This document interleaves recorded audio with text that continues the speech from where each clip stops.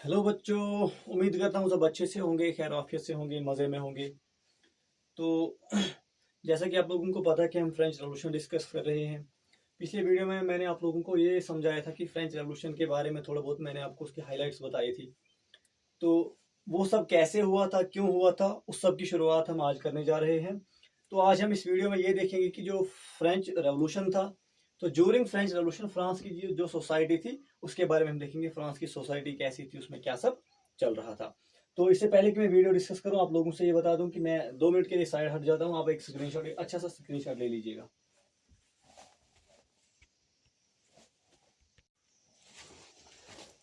अच्छा तो स्क्रीनशॉट आप लोगों ने ले ही लिया होगा। तो अब हम डिस्कस करेंगे फ्रांस की society during late 19th century. ठीक है, अच्छे से चलेंगे, स्टेप बाय स्टेप पढ़ेंगे, किसी भी चीज़ की जल्दी नहीं है। जो भी मैं पढ़ाऊंगा साथ साथ में पेन डाउन करते जाइएगा, ताकि आपको कहीं पे किसी भी तरह की कंफ्यूजन ना देखने को मिले। अगर कहीं भी किसी भी बच्चे को किसी भी तरह की कंफ्यूजन होती है तो वो कमेंट सेक्शन में ज़रूर बता सकता है। अब हम डिस्कस करेंगे कि ज्यूरिंग द रेवोल्यूशन फ्रांस की जो सोसाइटी थी वो कैसी थी, फ्रांस की जो इकानमी थी वो कैसी थी, और सोर्स ऑफ इनकम क्या था, लोग किस चीज़ के साथ जुड़े हुए थे। तो हम बात करेंगे 1774 की। 1774 में क्या बात होती है कि एक 20 साल का लड़का जो कि बोर्बन फैमिली से ताल्लुक रखता है, वो फ्रांस का बादशाह बनता है, जिसका नाम है लुई 16। 1774 में 20 साल का लड़का बोर्बन फैमिली से ताल्लुक रखता है, फ्रांस का तख्त ताज संभालने की जिम्मेदारी लेता है। और जैसे ही वो बादशाह बनता है तो बादशाह बनने के साथ साथ वो ऑस्ट्रिया की जो प्रिंसेस होती है, जिनका नाम होता है मैरी एंटोनेट, उनके साथ वो शादी करते हैं। अब जब लुई 16 बादशाह बन गया, तो बादशाह बनने के बाद उसका पहला काम तो यही होगा कि अपनी सल्तनत को संभाले। और सल्तनत संभालने के लिए सबसे पहले उसकी नजर पड़ती है जो फ्रांस की ट्रेजरी होती है उसके ऊपर। जब वो फ्रांस की ट्रेजरी को देखते हैं तो फ्रांस की ट्रेजरी पूरी की तरह पूरी खाली नजर आती है। अब मसला ये था कि जो फ्रांस की ट्रेजरी थी वो खाली क्यों क्यों है, उसमें मसला क्या हुआ, वो पैसे गए कहाँ, क्या हुआ, वो सब हम इसमें पढ़ेंगे। आगे आगे ध्यान से नजर रखिएगा। तो जो फ्रांस की, अगर हम फ्रांस के बारे में अगर हम डिस्कस करें, तो फ्रांस एक लंबे अरसे से एक जंग लड़ रहा था। जंग किन के खिलाफ लड़ रहा था? फ्रांस और अमेरिका आपस में दोस्त थे। तो जो ब्रिटेन था, ब्रिटेन को एक कॉमन एनिमी मानते थे। और अमेरिका जो था, अमेरिका अमेरिका की 13 कॉलोनीज जो थी वो ब्रिटेन के अंडर थी। तो उन 13 कॉलोनीज को फ्रांस ने अमेरिका के साथ मिलकर आज़ाद करवाया। उसमें जब आपको पता है जंग जब लड़ी जाती है तो हथियार लगते हैं, बाकी जो भी सामान लगता है, और सामान लाने के लिए, हथियार लाने के लिए पैसों की जरूरत तो पड़ती ही पड़ती है। पैसों के बगैर कोई भी चीज़ मुमकिन नहीं है।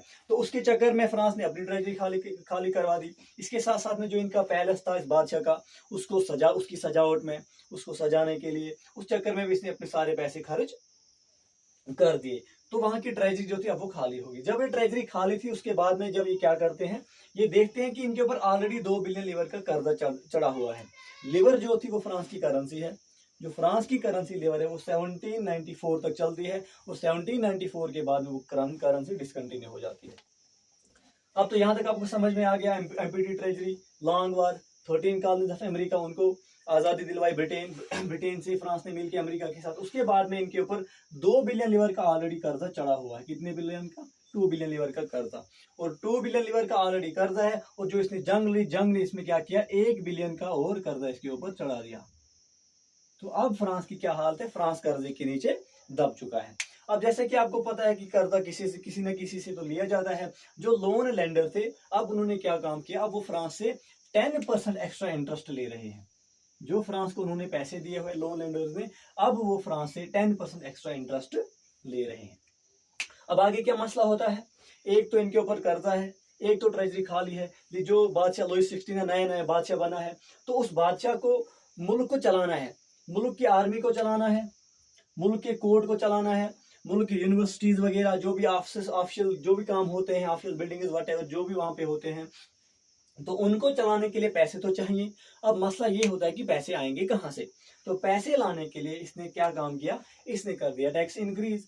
जैसे कि आपको पता होता है कि गवर्नमेंट जो होता है, गवर्नमेंट का सबसे बड़ा सोर्स ऑफ इनकम तो ऑलमोस्ट यही टैक्स होता है, जो लोगों से वो वसूलते हैं। जब टैक्स को इंक्रीज किया, लेकिन वहां पे एक मसला था उनकी सोसाइटी में। फ्रांस की जो सोसाइटी है, फ्रांस की सोसाइटी, उसको 3 हिस्सों में डिवाइड किया गया था। फ्रांस की जो सोसाइटी थी, फ्रांस की सोसाइटी को 3 हिस्सों में डिवाइड किया गया था। First state, second state and third state. अगर हम फर्स्ट स्टेट की बात करें, तो फर्स्ट स्टेट को हम क्लर्जी के नाम से जानते हैं, और सेकंड स्टेट को हम नोबिलिटी के नाम से जानते हैं। ये फ्रांस की सोसाइटी के हिस्से थे। जो फर्स्ट स्टेट थी, जिसको हम क्लर्जी के नाम से भी जानते हैं, फर्स्ट स्टेट में कौन लोग पाए जाते थे? फर्स्ट स्टेट में थे जो इनके बड़े बड़े मजहब के रिलीजियस ऑफिसर्स होते हैं, वो लोग पाए जाते हैं। या हम ये कह सकते हैं कि आप ये भी कह के चलो कि रिलीजियस के जो ठेकेदार थे वो लोग पाए जाते थे फर्स्ट स्टेट में। और जो सेकंड स्टेट था उसमें पाई जाती थी नोबिलिटी। नोबिलिटी मतलब तो वो जो बड़े बड़े लैंड ओनर्स होते थे।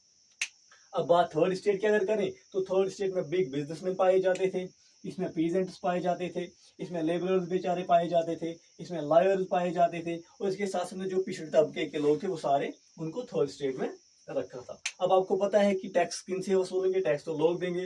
लोग वहां पे 3 हिस्सों में डिवाइड हैं, first state, second state and third state.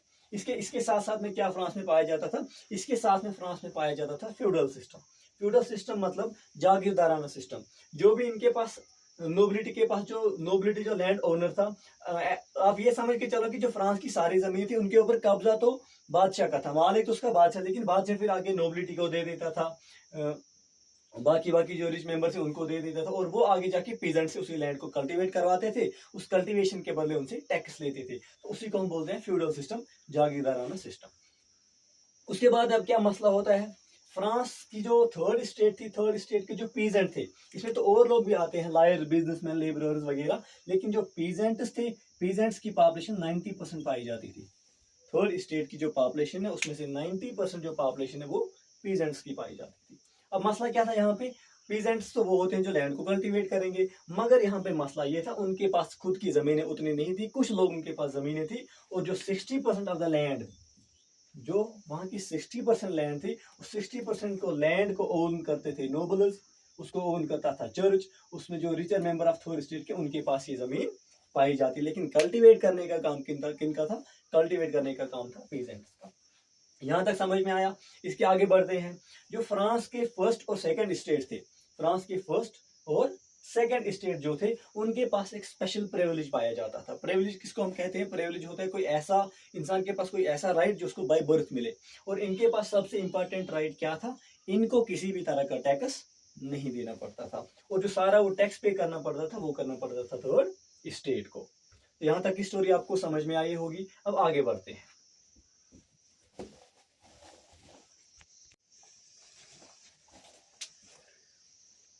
तो यहाँ तक आपको समझ में आया कि जो फर्स्ट स्टेट और सेकंड स्टेट था उनको किसी भी तरह का टैक्स नहीं देना पड़ता था, सारा का सारा टैक्स पे करना पड़ता था थर्ड स्टेट को। इससे आगे बढ़ते हैं। इसका स्क्रीनशॉट ले लीजिएगा पहले।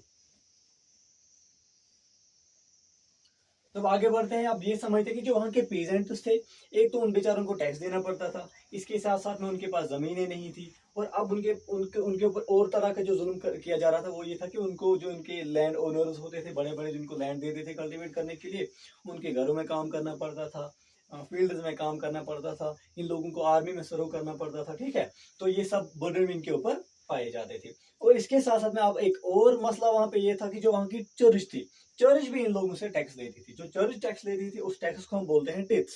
ठीक है, वो टिथ्स के नाम से जानी जाती, जो चर्च इन लोगों से टैक्स लेता था वो टिथ्स के नाम से जाना जाता है। और वो टिथ्स क्या होता था? जितने भी इन लोगों की एग्रीकल्चरल प्रोडक्शन होती थी, पीजेंट जो जितने भी एग्रीकल्चरल प्रोडक्शन करता था उसको 10 हिस्सों में बांट दिया जाता था, और उसका 10वां हिस्सा देना पड़ता था इनको, चर्च को, एज टैक्स। और इसको हम इसके साथ साथ में और इनको एक डायरेक्ट टैक्स देना पड़ता था स्टेट को, डायरेक्ट टैक्स इनको स्टेट को पे करना पड़ता था, उसको हम बोलते हैं टेल के नाम से। अब आ गया समझ, टिथ और टेल दो टाइप्स ऑफ टैक्सेस हैं। टिथ तो इनको चर्च को देना पड़ता था जो कि 1/10 ऑफ एग्रीकल्चर प्रोडक्शन होता है, और इसके बाद में इनको डायरेक्ट टैक्स देना पड़ता था टेल, जिसको हम टेल के नाम से जानते हैं, जो इनको स्टेट को पे करना पड़ता था। इसके इसके साथ साथ में कुछ इनडायरेक्ट टैक्सेस भी पाए जाते हैं, जैसे कि जो भी हमारे बेसिक जो नीड्स होती हैं, जो हम गुड्स खरीदते हैं वगैरह, उनके ऊपर भी इनको टैक्स पे करना पड़ता था। यहाँ तक की स्टोरी आपको समझ में आई। लुई 16 बादशाह बना, बादशाह बनने के बाद खाली ट्रेजरी पाई।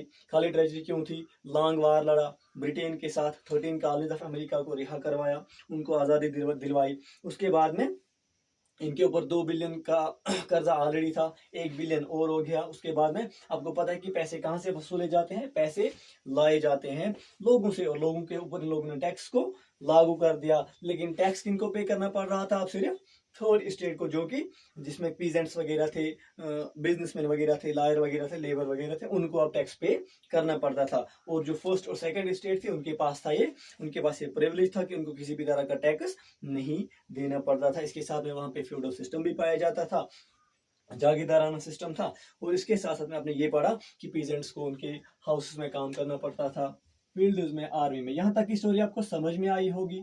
आप वीडियो को ज्यादा लंबा नहीं करेंगे, इसके आगे की स्टोरी आगे दूसरे वीडियो में पढ़ेंगे कि इसके बाद में वहां पे क्या होता है। जब इतना इतना कुछ लोगों के ऊपर लगा दिया गया थर्ड स्टेट के ऊपर, तो लोग चुप करके नहीं बैठेंगे, उनका रिएक्शन क्या था वो हम अगले अगले वीडियो में पढ़ेंगे। लेकिन अगले वीडियो को जब हम अगला वीडियो डिस्कस करेंगे उससे पहले मैं आपको ये बता देता हूँ कि इस वीडियो को अपने दोस्तों के साथ ज़रूर शेयर कीजिएगा। अगर कहीं पे किसी भी तरह की कंफ्यूजन हो कमेंट सेक्शन में ज़रूर बोलना, ताकि आपकी कंफ्यूजन मुझ तक पहुंचे, मैं आपकी कंफ्यूजन को सॉल्व करने की कोशिश करूं। लेकिन वीडियो को अपने दोस्तों के साथ ज़रूर शेयर कीजिए अगर आपको अच्छा लगा, और चैनल को ज़रूर सब्सक्राइब करना। और चैनल का नाम है MR स्टडी पॉइंट।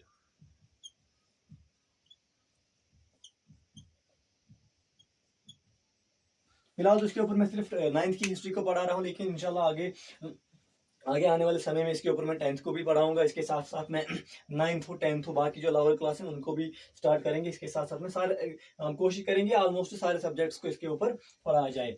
तो मिलते हैं अगले वीडियो में, तब तक के लिए खुदा हाफिज।